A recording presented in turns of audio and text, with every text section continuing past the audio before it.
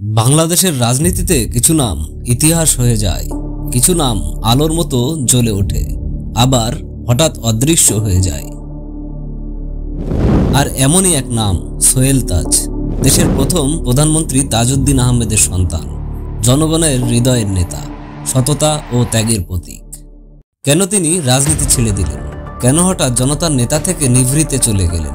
আজ আমরা জানব তার জীবনের লুকানো অধ্যায়গুলো। হ্যালো বন্ধুরা, আমি আশিক জাকি, ওয়েলকাম টু বায়োমোটিভেক্স। আজকের এই ভিডিওতে আমরা জানব বাংলাদেশের এক বিস্ময়কর রাজনৈতিক ব্যক্তিত্ব, জনগণের অনুপ্রেরণা, সোহেল তাজের সম্পূর্ণ জীবন কাহিনী। সাথে থাকুন শুরু থেকে শেষ পর্যন্ত, কারণ এই গল্প শুধু একটি জীবনী নয়, এটি একটি প্রেরণার যাত্রা। 1970 সালের 5 জানুয়ারি, কাপাসিয়া, গাজীপুর। একটি পরিবারে এক শিশুর জন্ম, যেখানকার দেয়ালও দেশপ্রেমে ভেজা। তার বাবা তাজউদ্দিন আহমেদ, স্বাধীনতার সময় বাংলাদেশের প্রথম প্রধানমন্ত্রী।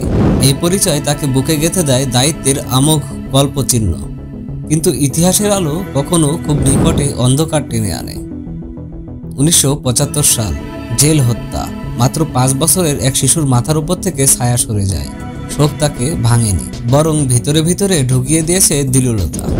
মা, পরিবার, মুক্তিযুদ্ধের মূল্যবোধ, সবকিছু মিলিয়ে বড় হতে হতে তার ভেতর গড়ে ওঠে একটি সহজ সমীকরণ: দেশ মানে দায়িত্ব, দায়িত্ব মানে আত্মত্যাগ।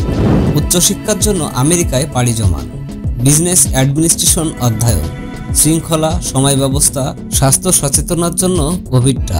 ক্লাসরুমের পাঠ্য তাকে ডিগ্রি দেয়, কিন্তু বহির্জগতে শৃঙ্খলা তাকে দৃষ্টিভঙ্গি দেয়। নিজেকে বদলাও, সমাজ বদলাবে। তবুও মন পড়ে থাকে বাংলায়। তার নোটে বারবার একটি লাইনই লেখা হয়, ব্যাক টু বাংলাদেশ। কারণ পরিবর্তন ঋণ হয়ে যায়, যা শোধ করতে হয়। 2001 সাল, তরুণ বয়সে তিনি নির্বাচনে দাঁড়ালেন গাজীপুর 4 আসনে। মানুষ তাকে বেছে নিল জনপ্রতিনিধি হিসেবে। তার রাজনীতির সংজ্ঞা আলাদা: নেতা নই, আমি জনগণের সেবক। প্রোটোকল দূরত্ব নয়, মাটির গন্ধ, মানুষের সমস্যার পাশে হাঁটু গেড়ে বসা। গ্রামের একজন বৃদ্ধা বলবেন, এই ছেলেটি আমাদের মতোই সাধারণ।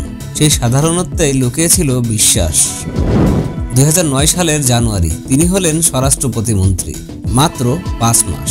এই ছোট সময়েই তিনি বোঝেন, কেবল চেয়ারে বসে পরিবর্তন আসে না, সিস্টেমের ভেতরে ঢুকে সত্যকে প্রয়োগ করতে হয়। কিন্তু যখন দেখলেন নীতি ও প্রয়োগের মাঝে দেয়াল, তখন প্রশ্ন জেগে ওঠে, আমি যদি জনগণের জন্যই কাজ না করতে পারি, এই চেয়ার কেন? উন্নয়নের সংখ্যার ফাঁকে, ফাইলে, মিটিংয়ে, টেবিলে তিনি খুঁজলেন সত্য। সত্য কখনো উজ্জ্বল, কখনো বিষণ্ণ। এই অস্থিরতার শেষে একটি সিদ্ধান্ত, তিনি মন্ত্রিত্ব ছেড়ে দিলেন। 31 মে 2009 তিনি পদত্যাগ করেন। বাংলাদেশের রাজনৈতিক ইতিহাসে এই খবর ছড়িয়ে পড়ে বজ্রের মতো। 5 মাসের মাথায় ক্ষমতার দরজা নিজেই বন্ধ করে দিলেন। কে, কেন, কি বলছেন? তর্কের ভিড়ে তিনি একটি কথা ধরে রাখলেন, আত্মমর্যাদা। যদি মানুষের সেবা না করতে পারি, তবে ক্ষমতার প্রয়োজন কি? এই বাক্য আরেকবার প্রতিষ্ঠা করে দেয় নীতির সামনে চেয়ার ক্ষুদ্র। পদত্যাগের পর তিনি নীরব। মিডিয়া জিজ্ঞেস করে, সোহেল তাজ কোথায়? কিন্তু উত্তরের চেয়ে প্রশ্নই বড়। নীরবতা মানুষকে দুইভাবে চিনে নেয়, কেউ ভুলে যায়, কারো স্মৃতি আরও উজ্জ্বল হয়। তার ক্ষেত্রে উজ্জ্বলতা। রাজনীতি ছেড়ে দিলেন শুধু জনগণের সেবার জন্য। 2019, নতুন এক পরিচয়ে আত্মপ্রকাশ, হটলাইন কমান্ডো। একটি স্বাস্থ্য ফিটনেস কেন্দ্রিক রিয়েলিটি শো। সামাজিক সম্মতা, সচেতনতা, অ্যাকশন, সব একসাথে। মানুষের শরীর, মন এবং মনোবল, এই তিনের ত্রিভুজে তিনি খুঁজে নেন পরিবর্তনের রাস্তা। একই সময়ে গড়ে তোলেন নিজের প্ল্যাটফর্ম, ইন্সপায়ার ফিটনেস। বার্তা স্পষ্ট, ফিটনেস হলো চরিত্র। ডাম্বেল ধরার আগে সততা ধরো। সময় যায়, আলো বদলায়, কিন্তু মানুষ সততার স্মৃতি ভোলে না। তার নাম উচ্চারিত হয় উদাহরণ হিসেবে, দেখো, চেয়ার ছাড়াও নেতা হওয়া যায়। তরুণেরা বলে, আদর্শ যদি মানুষ হয়, তবে তিনি একজন মানুষ। কখনো কখনো জনসম্মুখে তিনি ফিরে আসেন, উৎসব, স্মরণ বা দেশের ক্রান্তিকালে। পরিচিত হাসি, দৃঢ় কণ্ঠ, এক ধরনের আশ্বাস। সাম্প্রতিক বছরগুলোতে পারিবারিক ও রাষ্ট্রীয় পর্যায়ের গুরুত্বপূর্ণ উপলক্ষেও তাকে দেখা গেছে।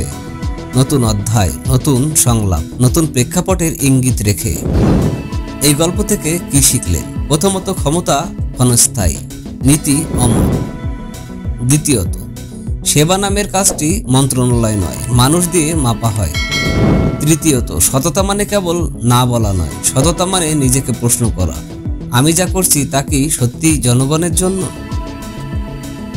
সোহেল তাজ আমাদের শেখান আত্মমর্যাদা হলো নেতৃত্বের মেরুদণ্ড।